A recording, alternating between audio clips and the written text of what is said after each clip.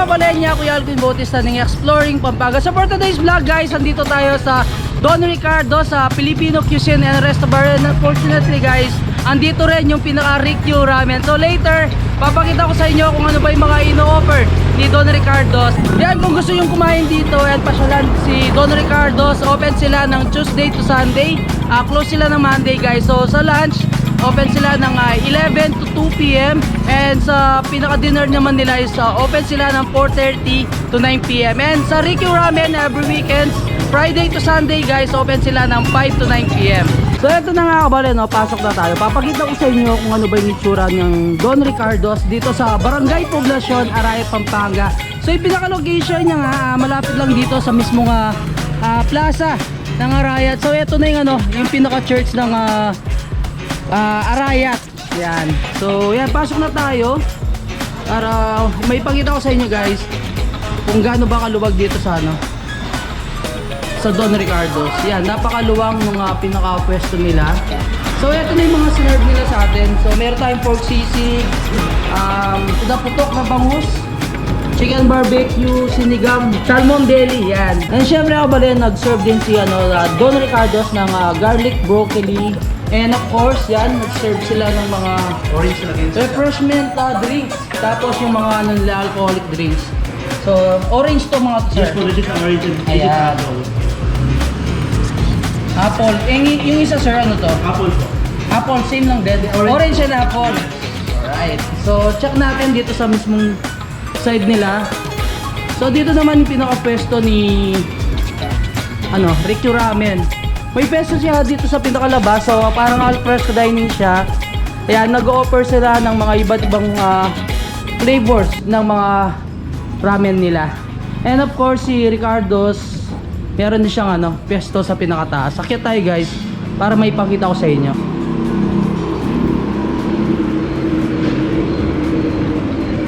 Napakaluwang nung pinaka-pesto nila sa ilalim. And of course, dito sa taas, kung may kayo, special occasions, pwede rin yung gawin dito sa may Ricardo's, Don Ricardo's.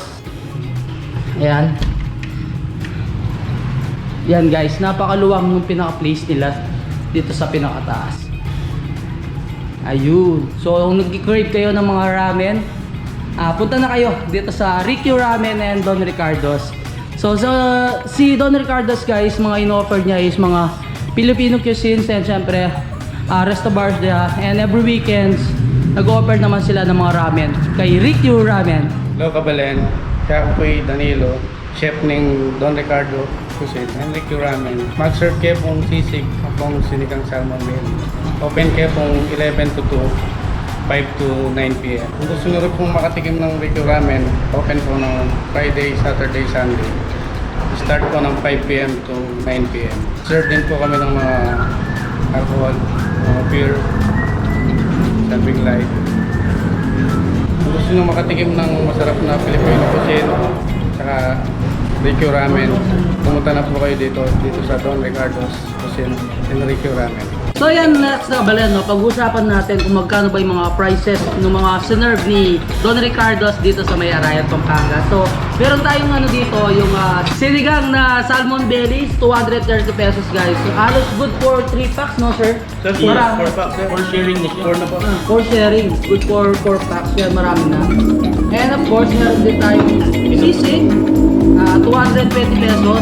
Marami na rin yung pinaka-service nila guys. Nasa 4 packs din. Laman na laman. Good for sharing na rin guys. And syempre sa pinaputok, 190 pesos. Ayan. Grabe. Ang laki nung nung pinaka-bangus nila. And meron tayong dito, yung garlic, broccoli, 120 pesos. Ayan. Later, titikman natin itong mga natural drinks, no? Yes. Refreshment drinks. Good So for meron the tayo, ano yan sir? Flavor? Orange. Orange. And then ito apple. 70 pesos lang. 70 pesos. Yun, ganun lang kamura guys. Kung gusto nyo matikman itong mga refreshment drinks nila dito sa may Don Ricardo's, order kayo guys. Homemade. 70 pesos only. Napakasarap guys yung pinaka-sisig nila. Talagang authentic Kapampangan sisig siya. Siyempre pag sinabi mo authentic Kapampangan sisig, wala siyang egg, and wala siyang mayonnaise. Yung pinaka-importante doon, and of course, talaga malalasahan mo yung pinaka-ano niya, atay. Yung number 1 sa pinaka-sisig. Next natin titikman guys, itong pinaputok na bangus. Ayan. Sarap siya. Oo naman. Sarap. Good for pack din yan, no? Yes, Marami. sir. Malaki kasi yung bangus niya. Actually guys, lahat naman masarap. Imagine ito, tingnan mo. Parang wala mo 1,000 pesos. Pero good for 5 to 6 bucks na siya. Marami yung talaga yung service. Napaka-generous nung pinaka-service talaga ni Don Ricardo's. Ang chef naman ako magbubo. Kapampangan chef. Kaya talaga yung sinaserve nila is malasang malasa guys. Kaya kayo, kung napanood nyo yung video to, punta na kayo dito sa Don Ricardo's. Dito sa Barangay Poblacion na Arayat, Pampanga. Pinaka-landmark guys, yung pinaka... Simbahan po. Simbahan. Ano pangalan kasi ng church dito, sir? Santa Catalina. Santa Catalina Church. Dito sa Mayan, Arayat, Pampanga. Yung sir, yung price niya, pang karinderya, pero yung last Yes. niya pang restaurant. Affordable pero quality talaga yung food. Sobrang sarap guys. So yun guys, titikman natin yung mga refreshment drinks nila dito sa may Don Ricardo's. So titikman ko itong pinaka-apple flavor nila. Para siyang wine.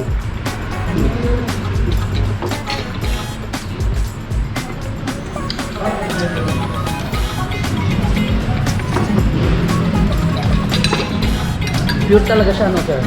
Yung katas talaga mismo ng ano. Pinextract ko na sir. Yes. Kumis Sarap. talaga. Sarap. Tikman mo sir. Tikman mo yung wine. 70 pesos sir. Yan. Palagin. 70 pesos yun. 70 pesos. Okay na. Okay na sa price. Mhm. May iba naman kesa sa mga iced tea ka, di ba? Yeah. Mostly kasi iced tea sa mga Hindi ganun ka-healthy, pero ito, talagang healthy, yes. Lalo na si Sir Mervin ngayon. Talagang nag-ano ngayon. Sa fruits yan. Amoy mo sir, yung aroma niya. Mm. Mabango yung aroma. Ang bango nga. Next na titikman natin kabalan yung kanilang chicken barbecue. Yan. 85 pesos and napakalaki na ng pinaka-chicken. Sir, tikman nyo. Sige sir, natakala namin. Sarap po. Yun. Lahat naman masarap. Pwede ka pagkano sir. Tsaka mapapay-extra rice pa rin. Totoo yun. Kasi hindi ko pa. Iba talaga pag ano. Kapag naman yung pinaka-chicken. Sir, Masarap. just the rice. Masarap. Kaya yung pinaka-sauce lang guys. Masarap niya. Iba talaga pag chef magluto na sir. Kapag kapampangan talaga, Oo, kapag- malalasa yung pagkain guys.